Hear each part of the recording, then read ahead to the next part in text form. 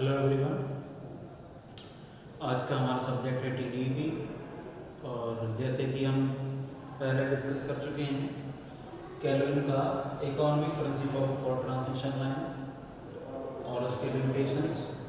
ये क्वेश्चन काफ़ी important question है बोर्ड में आने के लिए, और पिछले 10 सालों में इसका रिकॉर्ड रहा है, तो पिछले 10 सालों में ये 8 बार पूछा है। तो पिछले वीडियो में हमने देखा था कि केल्विन ने एक प्रिंसिपल दिया जो ट्रांसमिशन लाइन की कॉस्ट को मिनिमाइज करता है, लेकिन उसमें कुछ खामी थी। उसी को वही यानी उसकी लिमिटेशंस पर हम इसमें डिस्कस करेंगे। तो देखते हैं क्या क्या खामी। सबसे पहले केल्विन ने जो कंडक्टर का साइज लिया वो उसकी करंट कैपेसिटी के अकॉर्डिंग नहीं था।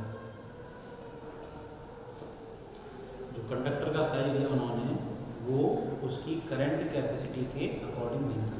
यानी कि आप देखिए कि जब हमें ट्रांसमिशन लाइन में कोई भी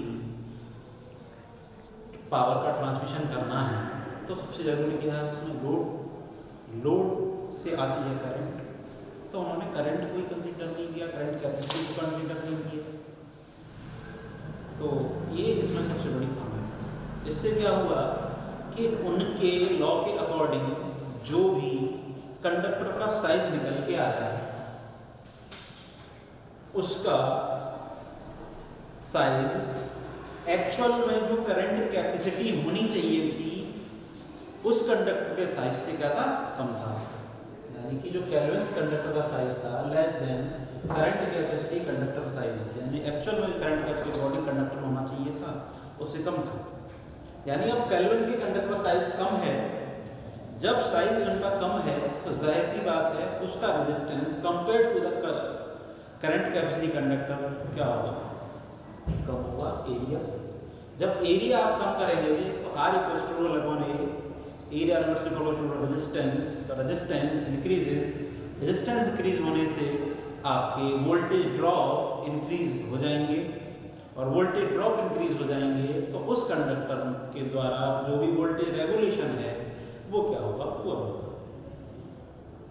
सेकंड, रेजिस्टेंस ज़्यादा तो जो केल्विन कंडक्टर का साइज है वो I²R लॉसेस को भी थोड़ा क्या करेगा, ज़्यादा कैलकुलेट करेगा। तो उसकी जो रनिंग कॉस्ट है उसको भी क्या करेगा, वो ज़्यादा कैलकुलेट करेगा।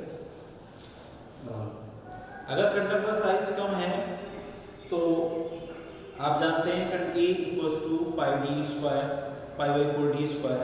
तो एरिया कम है यानी कि उसका डायमीटर भी कम होगा, और डायमीटर कम होने से जो हमारे ट्रांसमिशन लाइन में कोरोना लॉस होते हैं वो भी क्या हो जाएंगे, बढ़ जाएंगे। और हमारे जब इतने लॉस हमारे बढ़ेंगे तो ओवरऑल हमारी एफिशिएंसी जो आएगी वो कम निकल के आएगी। ये कुछ प्रैक्टिकल चीज़ें थी जो केल्विन अपने बेसिक प्रिंसिपल में नहीं लेके आ पाए। हालांकि बाद में मॉडिफाइड केल्विन लॉ आ गया, फिर भी कमियां तो थी। नेक्स्ट है कि केल्विन लॉ में I²R लॉसेस निकालना बहुत कठिन था, क्योंकि उन्होंने करंट को फिक्स मान लिया था।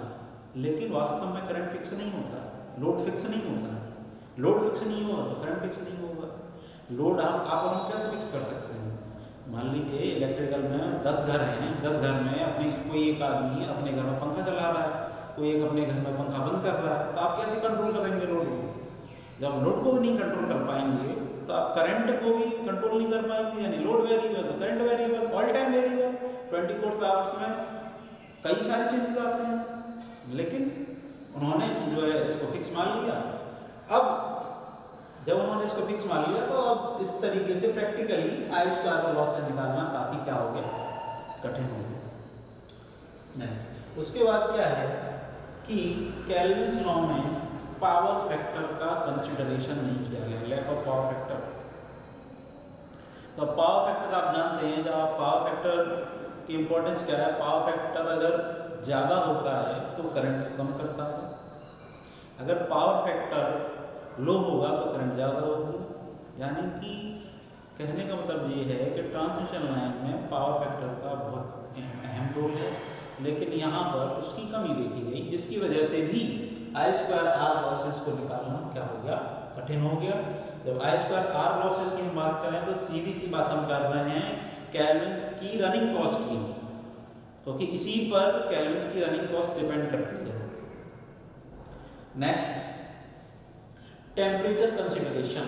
टेम्परेचर में जो चेंजेस होते हैं, बदलाव होते हैं, उन्होंने उसको बिल्कुल ना के बराबर लिया।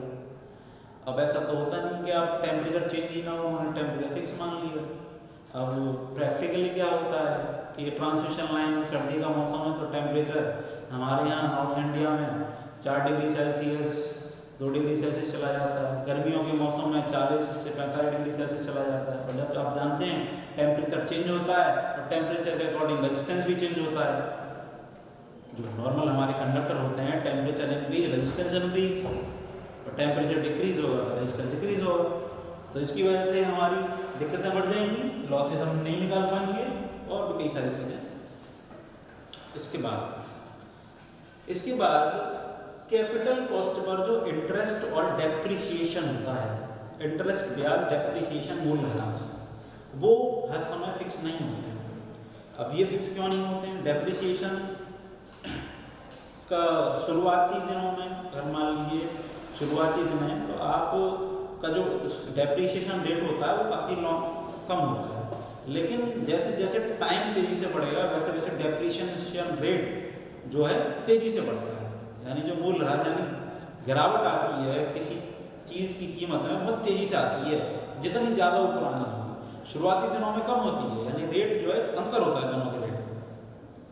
इंटरेस्ट की बात करें, अब इंटरेस्ट जो है, अब मान लीजिए प्रोजेक्ट है आपका कई करोड़ों का है, मान लीजिए 100 करोड़ का आपका प्रोजेक्ट है और 100 करोड़ आपने बैंक से लोन लिया और इसको आप कितने साल में चुकाएंगे? 20 साल 15 साल। अब 15-20 साल तक आपने जो 15 साल पहले लोन लिया था, क्या वो रेट फिक्स रहेगा लोन लेने का? नहीं, बैंक उसको कम भी कर सकते हैं, ज़्यादा भी कर सकते हैं, चेंज होता रहता है। तो यानी कि ये कुल मिला के कुछ मेन कमियां थी जो केल्विन के नियम में थी। इन कमियों को दूर करके केल्विन्स मॉडिफाइड लॉ लाया गया। That's all, thank you very much.